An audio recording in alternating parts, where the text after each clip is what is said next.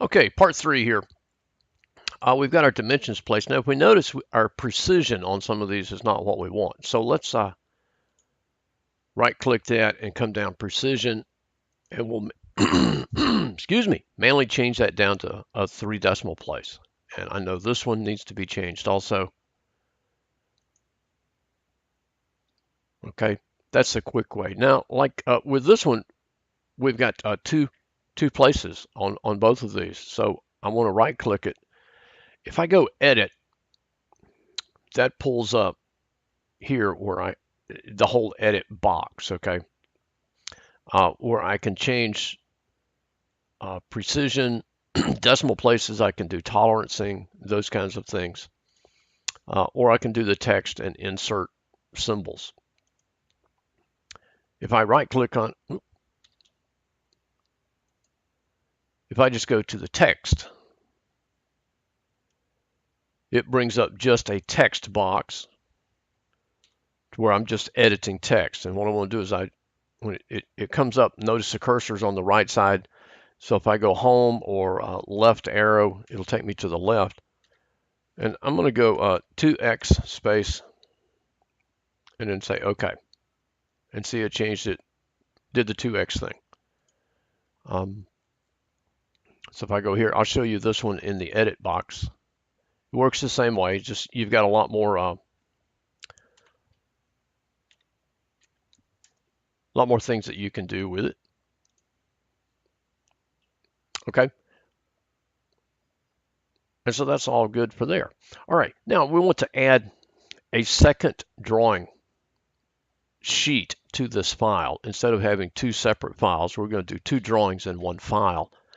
So what I do is I come over here, right click in the browser tree and go new sheet.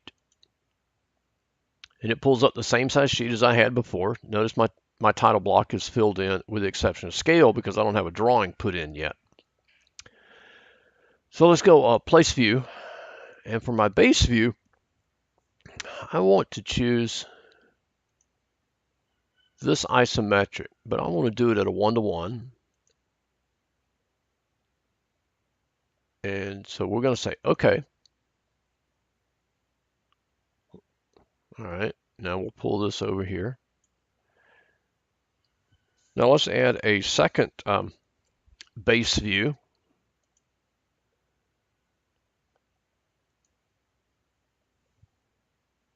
But I want this bottom view right here also at a 1-to-1.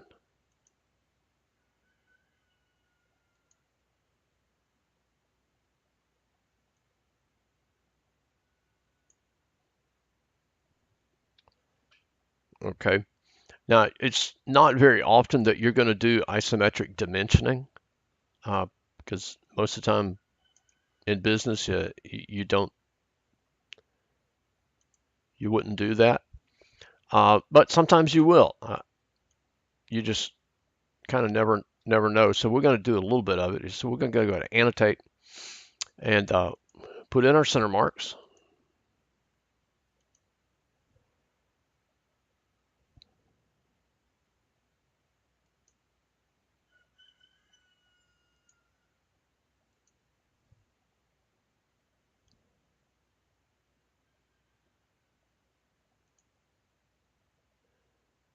And let's go with a perpendicular bisect, or yeah, it's not perpendicular, centerline bisector. Let's go with centerline across there.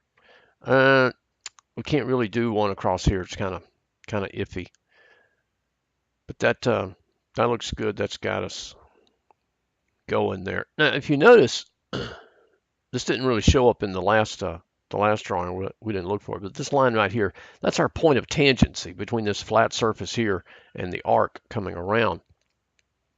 If we do not want those can be confusing for some people. So we go to edit view, display options. We can turn off tangent edges and see it gets rid of those.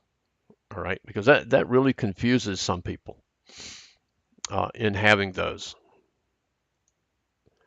So usually the only time we would leave tangent edges on is when we have fillets that we want to show that are not showing up. No, another way, let me go back. If you have to leave that the tangent edges on and you don't want to show those, you can select just that line and uncheck visibility. Sometimes that's the best way to deal with it. Sometimes it's not. Okay. All right. Now dimensioning here. This is can be interesting and challenging all at the same time. So when we go dimension, now choose this arc down to this arc, and notice it pulls that dimension out on that plane that I just clicked on the top surface. So we'll pull it out and place it.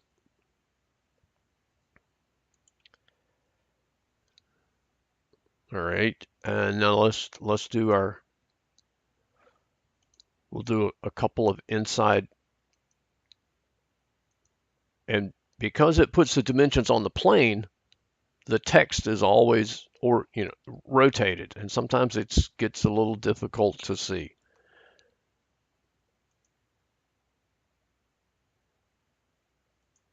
I'm just going to place these. Oh,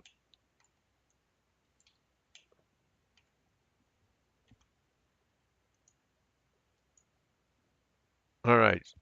So it always places things on the plane that it was created in. Now, if I go with this one,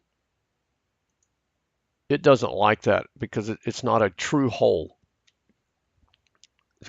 So it's not going to really dimension that. Okay. Um, we can do that with a leader and then pull it out. And with leaders, you have to click twice and then continue. And now we would put in our text. And I'm not remembering. It was a 0.25 diameter. But I want my diameter symbol, excuse me, so I can go right here and pull that in. Now you notice it put leader, it puts it on the sheet plane, meaning the piece of paper, instead of one of the isometric planes. And when I'm placing these, I can do the same thing also. So let's go back to this one and pull it down. Before I place it, I right click and go annotation plane. I can use sheet plane. And usually with my diameter and radius dimensions, that's usually what I do is I use the sheet plane for those. Okay, let's see. We can change just like before. We can change tolerances and dimensions and things like that. Now that I look at my drawing, I don't really like this dimension being here, so I'm going to take that out. I do like I like the placement of these; those are okay. Actually, I don't like that one. After I've placed it, I can't really change the plane that it's on. Okay, but I'm going to leave it there for right now. Now let's put our other linear dimensions over here in the bottom view. So let's take this line and dimension it here. Okay. And let's go from center line. Oh,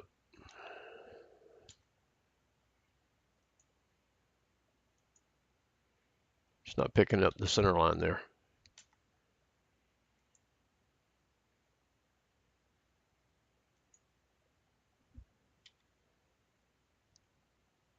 Oh, well.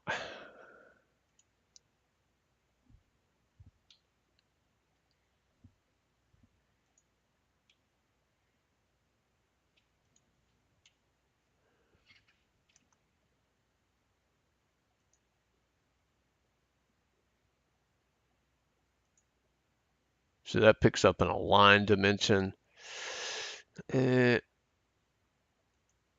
horizontal. There we go. Okay, so that got it. And now let's go from those to those. It's just dimensioning in isometric is a little difficult. It gets a little tough sometimes. But I will put up a PDF with the assignment that shows what both of these should look like when you're finished. Oh, and since we have two sheets, see the sheet one is grayed out. You just come back and double click it. It takes you to sheet one, and sheet two is grayed out. So I will put a PDF up in Blackboard that shows what your final drawings should look like, and that's what you'll turn in. Okay.